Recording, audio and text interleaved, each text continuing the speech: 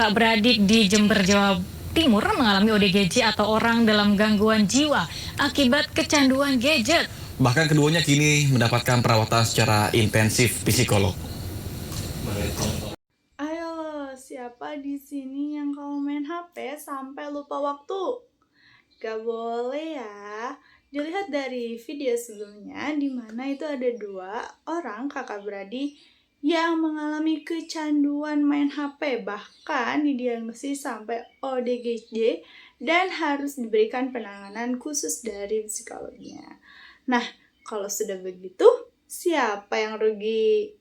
Nah, kasus tersebut juga merupakan salah satu contoh kasus dari nomophobia. Di sini ya, ada yang tahu nggak nomophobia itu apa? Tapi sebelum aku jelasin, izinkan saya memperkenalkan diri. Nama saya Desin Adelianti dengan NIM 22010126. Tapi di video kali ini aku nggak akan ngejelasinnya sendiri, tapi aku akan ngejelasin bareng diri aku versi AI. Siapakah dia? Ini dia. Hai, kenalin nama aku Desi. Aku merupakan bentuk animasi dari Desti. Salam kenal semuanya. Aku di sini akan menemani Desti untuk membahas mengenai nomophobia. Nomophobia atau no mobile phone phobia adalah istilah yang merujuk pada ketakutan atau kecemasan yang muncul ketika seseorang berada jauh dari ponsel atau tidak dapat mengaksesnya. Menurut Rosales Huamani, gangguan ini merupakan salah satu bentuk disfungsi psikologis yang muncul akibat perkembangan masyarakat modern yang sangat bergantung pada teknologi digital dan virtual.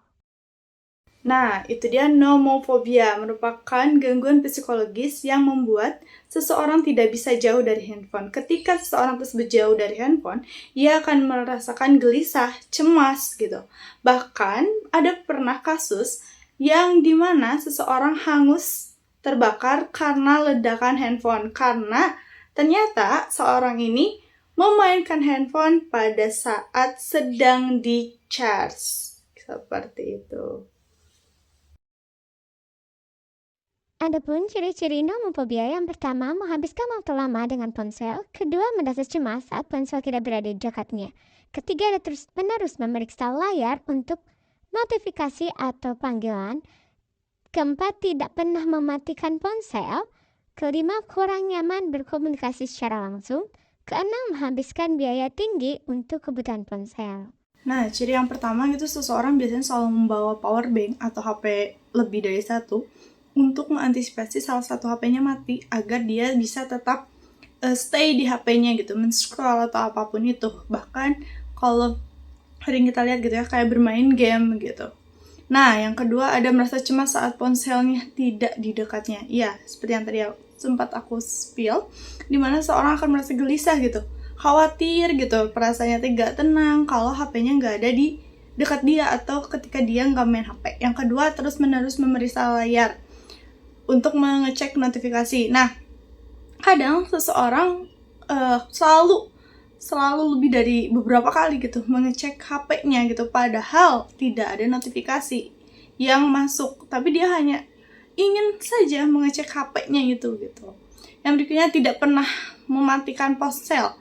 Nah, bahkan ada temanku yang selalu stay HP-nya di samping kupingnya ketika dia mau tidur tanpa HP-nya mati gitu. Jadi HP-nya berada di aplikasi TikTok gitu dan stay di situ gitu sampai HP-nya mati sendiri gitu karena habis baterai. Seperti itu. Faktor nomophobia yang pertama ada faktor internal. Faktor internal ini merupakan faktor yang berasal dari dalam diri. Misalnya, seseorang yang memiliki kontrol diri yang rendah itu akan sangat rentan terkena nomophobia karena seorang tidak dapat mengontrol perilaku dan dorongan apa yang ingin dia perbuat. Yang kedua ada faktor situasional. Faktor kedua ini merupakan faktor yang berhubungan dengan kondisi psikologis seseorang, di mana ketika seseorang selalu merasa kesepian, sedih, stres, jenuh dalam belajar.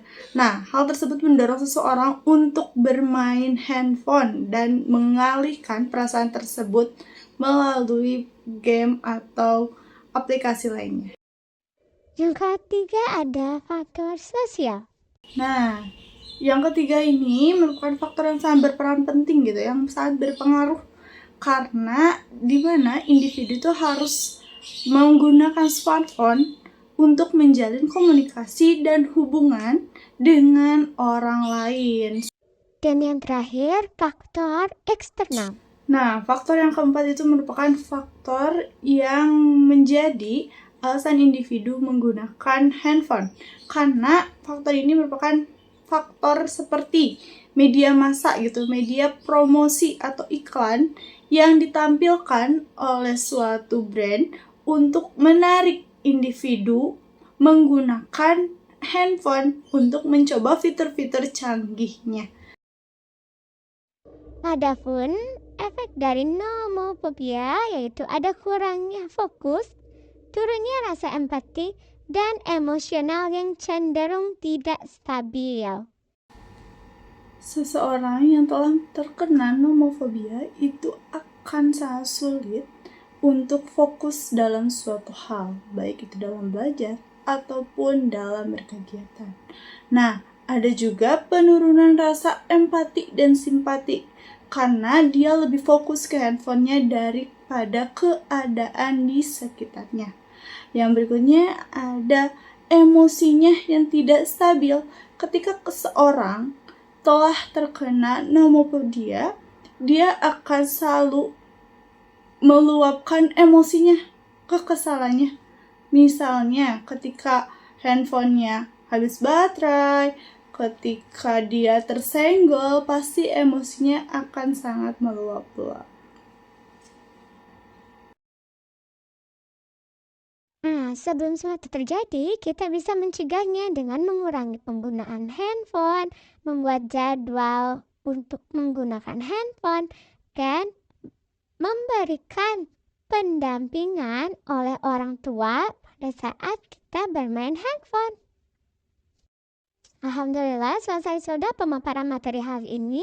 Jadi dapat disimpulkan bahwa nomophobia merupakan bentuk ketergantungan psikologis terhadap smartphone yang banyak dialami oleh remaja akibat penggunaan perangkat secara berlebihan tanpa batasan waktu. Gangguan ini ditandai dengan rasa cemas, tidak nyaman, hingga emosi yang tidak stabil saat individu tidak dapat mengaksesnya. Nomophobia ini juga dipengaruhi oleh faktor internal dan eksternal yang berdampak pada terganggunya konsentrasi, menurunnya empati sosial, serta gangguan emosional. Oleh karena itu, diperlukannya upaya pencegahan melalui pengurangan penggunaan smartphone, penjadwalan waktu tanpa gawai, serta pendampingan dari orang tua agar remaja lebih seimbang dalam menggunakan teknologi dan tetap terhubung dengan dunia nyata. Presentasinya udah selesai, tapi Destinya kok belum muncul? Kita panggil aja yuk. Desti, ini udah selesai nih. Hai, materinya udah selesai ya? Makasih ya Desi udah temenin aku maparin materi tentang nomophobia hari ini. Semoga materinya bisa tersampaikan dengan baik dan menjadi manfaat buat kita semua. Teman-teman boleh main HP asal ingat waktu dan tahu batasannya ya. Bye-bye.